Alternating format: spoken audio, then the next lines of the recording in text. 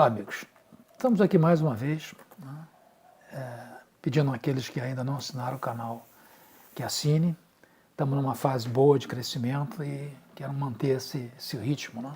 Aqueles que não assinem o canal, por favor, clique aí para assinar. Hoje nós vamos falar sobre os sistemas de propulsão naval. E por que eu resolvi fazer um vídeo, né, vendo cronologicamente, né, como se desenvolveram esses sistemas de propulsão? Porque eu falo muito aqui durante alguns vídeos sobre isso e às vezes eu tenho que dar uma explicação ou outra. Eu sinto nos comentários, às vezes, que as pessoas não têm noção de todos os tipos de propulsão que hoje existem. Porque as eficiências, maior ou menor, de um ou outro combustível e de um ou outro equipamento, fazem com que sejam desenvolvidos diversos arranjos dessas modalidades, né? Às vezes combinados, nós vamos ver isso, né? Então, eu não vou começar, eu vou começar já na Revolução Industrial e vou pular, né, duas formas de propulsão que foram muito populares e foram utilizadas durante muitos anos pela humanidade. A força humana nos remos, né, e a força da natureza nos ventos, né? Durante muitos séculos, a humanidade usou esses dois elementos, né, a força humana e a força dos ventos, para mover as embarcações. Mas nós vamos começar a nossa resenha, né, breve, porque eu não vou me deter muito em cada uma. Vamos começar com a máquina alternativa, né? O primeiro navio, né, que teve sucesso comercial, né, com a máquina alternativa, ele foi lançado em 1807, né? O desenvolvimento do êmbolo alternativo não foi um processo muito simples, né? Esses navios eram alimentados por madeira, depois por carvão e depois por óleo combustível, né? O primeiro navio, como eu disse, em 1807, foi um navio, foi um sucesso comercial do Robert Fulton, né? Foi o North River Steamboat, que vocês estão vendo aí, tá? Bom, em seguida, né, a máquina alternativa, o passo seguinte, né, na propulsão foram as turbinas a vapor, né? As turbinas a vapor começaram a ser utilizadas, né? E o primeiro navio que utilizou isso fez em 1897. Esse navio que vocês estão vendo aí, o Turbinia, tá? Ele foi lançado em 1897, foi o primeiro navio que usava a turbina, né, como forma de movimentação. Ou seja, você tinha uma caldeira, gerava vapor, e esse vapor ia para a turbina que movimentava, né, o eixo, né, através de sistemas que reduziriam a velocidade até chegar ao hélice. É interessante dizer isso porque essas turbinas, né, a maioria das turbinas, a partir do meio do século XX, elas usam, nos seus primeiros estágios, vapor superaquecido. Vapor superaquecido, né, e depois eles usam reaquecimento. Tudo isso para evitar umidade nas partes das turbinas, que com a velocidade que elas funcionam, a erosão seria muito fácil, muito rápida. Então se superaquece esse vapor. O vapor fica a um valor, a uma temperatura acima da temperatura de saturação, né? Isso aí, sempre quando a gente chegava a bordo, ainda novo, né, os mais experientes gostavam muito de colocar um pouco de terror, né, que é o vapor superaquecido. Se vazasse o vapor superaquecido, é muito perigoso, e realmente o vapor superaquecido. Se você respira, você queima os seus pulmões na hora. Mas acontece que o vapor superaquecido, apesar dele ser invisível, inodoro, se houver algum vazamento, você tem um chiado característico, né? E você não vai se aproximar de um vazamento desses, né, para respirar isso, você vai se aproximar protegido, né? Então, era um terror que se fazia, que fazia um certo sentido, porque realmente o vapor superaquecido pode matar, né? Um vazamento de vapor superaquecido a bordo é um caso muito sério, né? Mas a tripulação tem como chegar a esses vazamentos, repará-los, sem colocar em risco a tripulação. Mas havia esse terror, né? Logo em seguida, a turbina, lógico, a evolução veio o turbo elétrico, né? Turbinas, né, que acionavam geradores para que se pudesse fazer a propulsão através da eletricidade, né? O primeiro navio, né, militar, né, que se tem notícia de transmissão com a propulsão turboelétrica foi o navio, o SS, aliás, o USS New México, que foi lançado em 1917. Né? Esse foi o primeiro turboelétrico, primeiro navio de guerra turboelétrico. Né? Bom, com o crescimento, né, dos preços, né, de óleo, né, com a elevação desses custos, uma evolução natural foi deixar-se o vapor e passar para o diesel. Né? O motor diesel, tá, que começou a equipar os navios. Então você vê, transatlânticos que no início do século XX eram movidos a vapor, né? Posteriormente os mesmos transatlânticos ou foram convertidos ou os novos foram construídos já usando motores diesel, né? Motores diesel potentes, né? Em vários arranjos, que nós vamos ver esses arranjos. Né? Uma propulsão interessante, né? Eu vou mostrar aí essa figura, vocês olham essa figura que vocês vão entender. Os navios que transportam gás natural líquido, eles têm uma construção específica que eles precisam, de uma certa forma, liberar gás, né, dos seus tanques para manter a pressão. E essa drenagem que é feita nos tanques é levada para caldeiras e gerando vapor para uma turbina. Então você veja, o gás que está sendo transportado, ele também serve para mover o navio.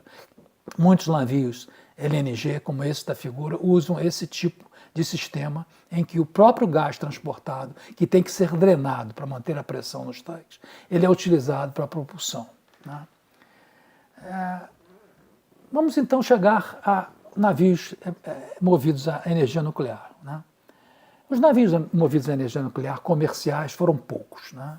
Algumas experiências, uma experiência americana do Savannah, esse que estou mostrando nessa figura, uma experiência japonesas, alemães, né? O Otto Hahn e o outro também japonês, que me falha agora aqui o nome, e alguns quebra-gelos, né? Que foram navios, principalmente dos russos, que se adaptaram muito bem a esse tipo de propulsão.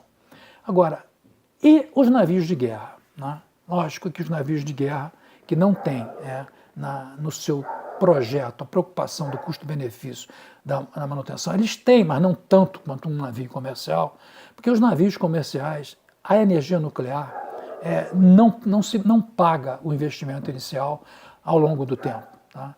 Todos esses navios que foram construídos, navios mercantes, foram experiências e não foi adiante, não houve um desenvolvimento para a área comercial, para navios cargueiros nucleares, porque o investimento e o custo operacional é muito alto, né? Transforma, durante a vida útil do navio, prejuízo. Né? Então, eles foram limitados aos quebra-gelos, né? Que têm uma eficiência muito boa naquela região, usando essa propulsão, e os navios militares, né? Que têm um outro tipo de análise do seu custo-benefício. Né? Lógico que se pretende também que os navios sejam eficientes na sua operação, mas os navios militares são outros os parâmetros. Então, os navios militares usam, submarinos, porta-aviões, usam a energia nuclear. Muito bem. Agora, nós chegamos exatamente na turbina a gás, né? Que a partir dos anos 60 do século passado, foi o desenvolvimento da turbina a gás. E com a turbina a gás vieram uma série de combinações de propulsão. Eu citaria aqui umas 9 ou 10. Tá? Nós vamos citar algumas, né? E vamos, uma a uma, tentar mostrar o esquema delas. Né? A turbina a gás, ela tem algumas características. Né? As turbinas a gás, elas são eficientes quando elas estão a alta potência. Né? Elas não são muito eficientes a baixa potência. E é por isso que esses arranjos, que esses tipos de arranjo misturando turbinas com diesel e com outros sistemas de propulsão, acabam dando resultado. Então, o primeiro deles é o sistema CODOG. Né? O que é o sistema CODOG? Né? O sistema CODOG é um sistema de combinação de diesel ou gás. Tá? Então você tem um motor diesel, e aí está a figurinha para vocês analisarem. Você tem o motor diesel para velocidade de cruzeiro, aquela velocidade em que a turbina não é eficiente, e você tem a turbina para as altas velocidades. Né? Então esse é o CODOG, Combined Diesel ou Gás, quer dizer, é um ou outro, você não funciona com os dois ao mesmo tempo. Muito bem. O próximo sistema que a gente vai estudar é o Combined Diesel and Gas, é o CODAG. Né? Esse já é um sistema de propulsão, essa figurinha aí mostra, né? Que são navios cuja propulsão exige um máximo de velocidade, muito maior do que na velocidade de cruzeiro, é lógico, né? E são utilizados em fragatas e corvetas. Né? Então vocês veem aí o esqueminha nessa figura de um sistema que usa diesel e gás ao mesmo tempo. Tá? Muito bem. Um outro sistema, e está aí a figurinha, é a combinação diesel elétrico e gás. É uma modificação do diesel e gás, né? Só que agora com o diesel elétrico na jogada. Existe uma variante dessa, que também é chamada de diesel elétrico ou gás, é o CODLOG, mas nesse daí você não pode usar os dois ao mesmo tempo. Né? O próximo sistema que nós vamos estudar, e já estamos aí a figurinha, é a combinação de diesel com diesel. Né? É um sistema de propulsão para navios, usando dois motores a diesel, né? e um eixo só, e provavelmente normalmente um só hélice. Né? Uma caixa de engrenagens e embreagem provém o match de velocidades. Né? O que você ganha com isso? Né? Você pode botar os dois motores, né? E usar a velocidade de cruzeiro usando um motor apenas. Né? Porque os motores diesel, eles têm uma melhor eficiência de consumo de combustível a 75% ou 85%. Então, se você usar os dois, né, se você usar a 50%, né, você está com pouca eficiência. Então, você pode contrabalançar isso usando um motor só. Né? E quando você quiser a máxima potência, você usa os dois. Né?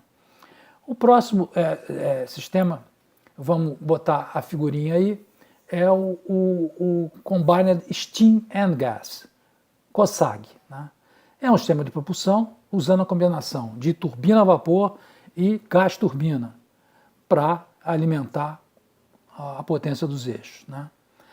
Também temos engrenagens redutoras e embreagem para facilitar o match de velocidades. Né?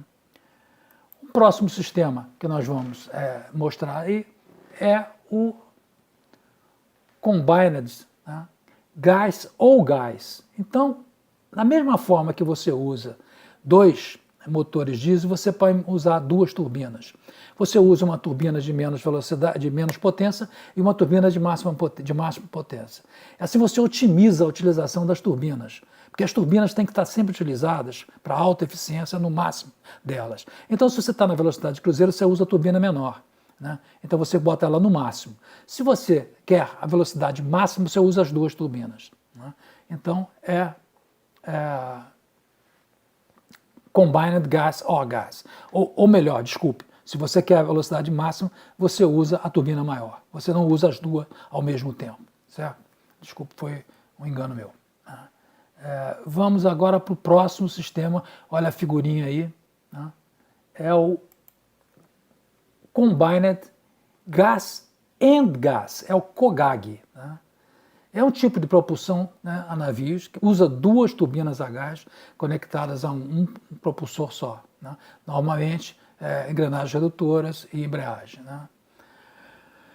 Usando uma ou duas turbinas, você tem aquela vantagem de ter duas configurações de potência diferentes. Né? Uma vez que a eficiência térmica, a eficiência do combustível para uma turbina a gás, ela é melhor próxima da sua potência máxima, né? turbina menor rodando a potência máxima é mais eficiente comparada do que duas turbinas, né, grandes usando meia potência. Então você faz o jogo e faz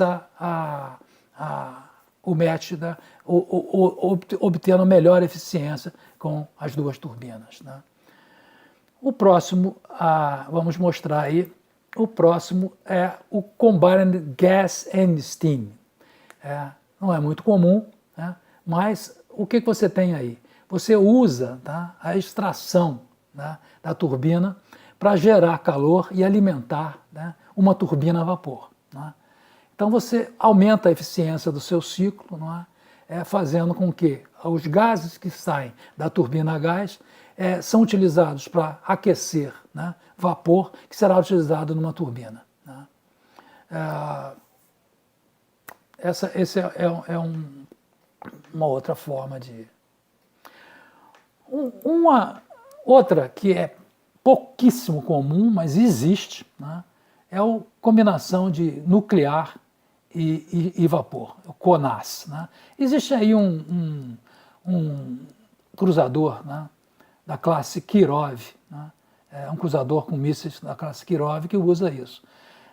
A ideia é quando o nuclear não estiver funcionando, você tem o vapor. Não, isso não é muito comum, né. Eu, na verdade, não vejo nem muito sentido nisso, não acho que isso tenha vingado muito, né.